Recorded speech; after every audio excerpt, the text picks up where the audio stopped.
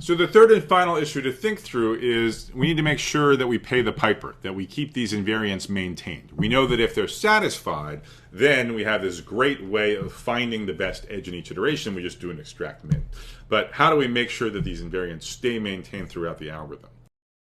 So to get a feel for the issues that arise in maintaining the invariant, specifically invariant number 2, and also just to make sure we're all on the same page with respect to this definition of the key value of the vertices in the heap, let's go through an example. So in this example, I've drawn in the picture a graph that has 6 vertices.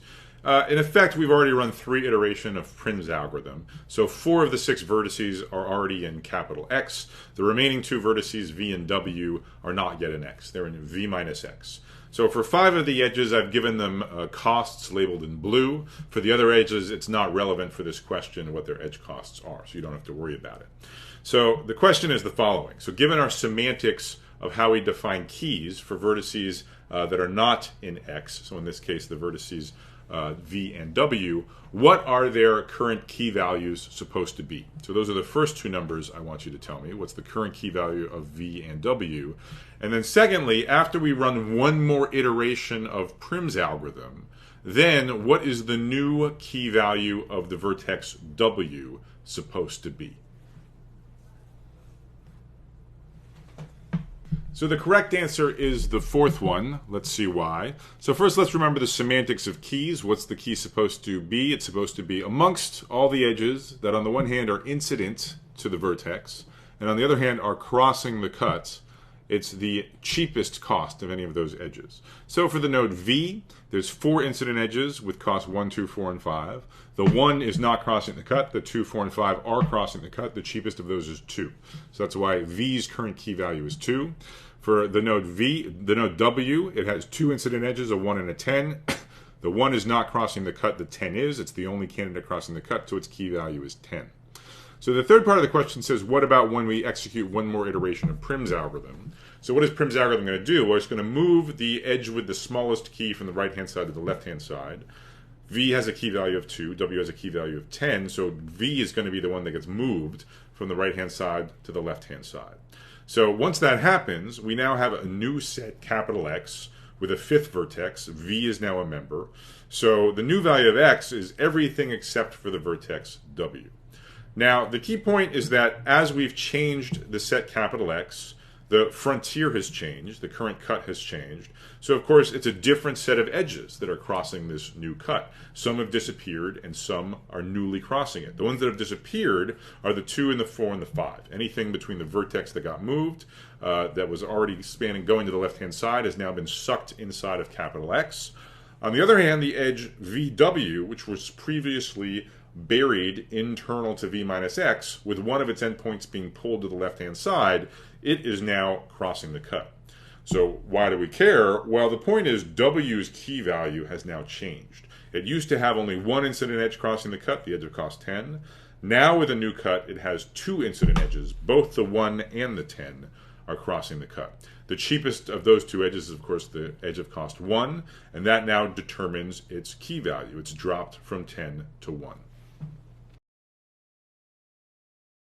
So the takeaway from this quiz is that, well, on the one hand, having our heap set up to maintain these 2 invariants is great because a simple extract min allows us to implement the previous brute force search in PRIM's algorithm.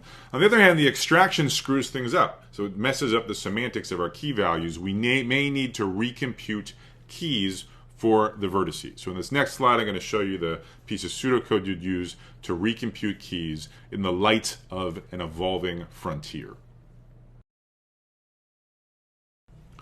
Fortunately, restoring invariant number 2 after an extract min is not so painful. The reason being is that the damages done by an extract min are local. More specifically, let's think about what are the edges that might be crossing the cut now that were not previously crossing the cut. Well, the only vertex whose membership in these sets has changed is V, so they have to be edges that are incident to V. If the other endpoint was already in X, then we don't care. This edge has just been sucked into X. We never have to worry about it. But if the other endpoint, so if this edge incident to V, if the other endpoint W is not in X, then with V being pulled over to the left-hand side, now this edge spans the frontier when previously it did not. So the edges we care about are incident to V with the other endpoint outside of X.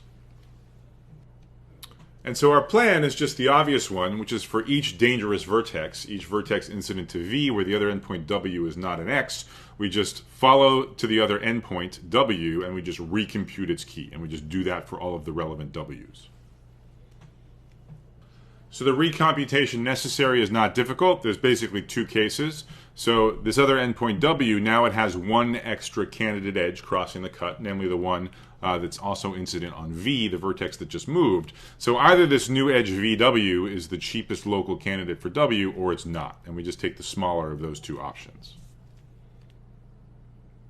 So that completes the high-level description of how you maintain invariants 1 and 2 throughout this heap-based implementation of PRIM's algorithm. So each iteration you do an extract min. Following the extract min, you run this pseudocode to restore invariant number 2, and you're good to go for the next iteration.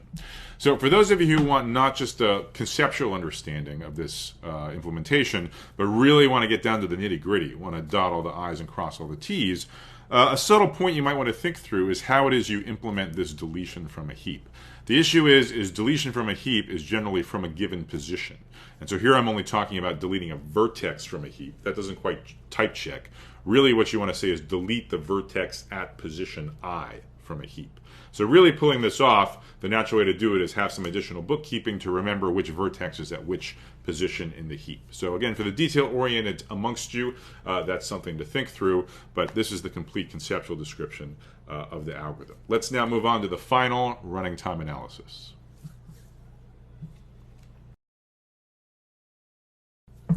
So the first claim is that the non-trivial work of this algorithm all takes place via heap operations. That is, it suffices to just count the number of heap operations, each of which we know is done in logarithmic time.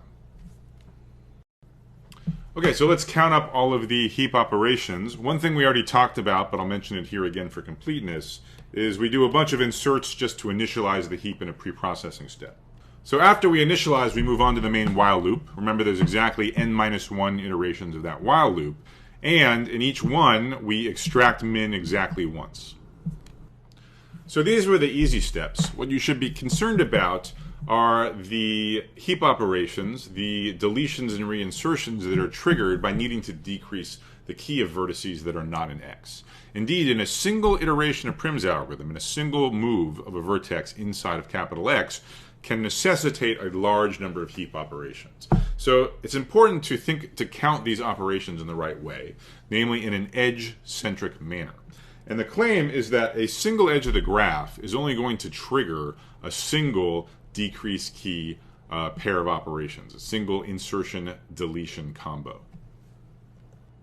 We can even pinpoint the moment in time at which we're going to have this deletion and reinsertion. It's going to be when the first of the endpoints, so either V or W, the first iteration at which one of those gets sucked into the left-hand side capital X, that's going to trigger the insert-delete potentially for the other endpoint. When the second endpoint gets sucked into the left-hand side, you don't care because the other endpoint has already been taken out of the heap. There's no need to maintain its key.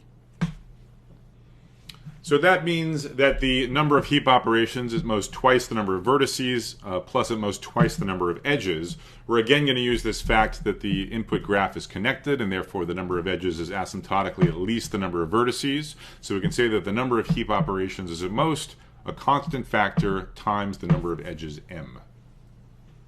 As we've discussed, every heap operation runs in time logarithmic in the number of objects in the heap, so that's going to be log n in this case. So we get an overall running time of O of m times log n. So this is now a quite impressive running time for the really quite non-trivial minimum cost spanning tree problem. Of course, we'd love to do even better. If we could shave off the log n factor and be linear in the input, that would be even more awesome. But we got to feel pretty good about this running time, right? This is only a log n factor slower than what it takes to read the input. This is the same kind of running time we're getting for sorting. So this actually puts the minimum spanning tree problem into the class of 4 free primitives. If you have a graph and it fits in the main memory of your computer, this algorithm is so fast, maybe you don't even know why you care about the minimum spanning tree of a graph. Why not do it? It's basically costless. That's how fast this algorithm is.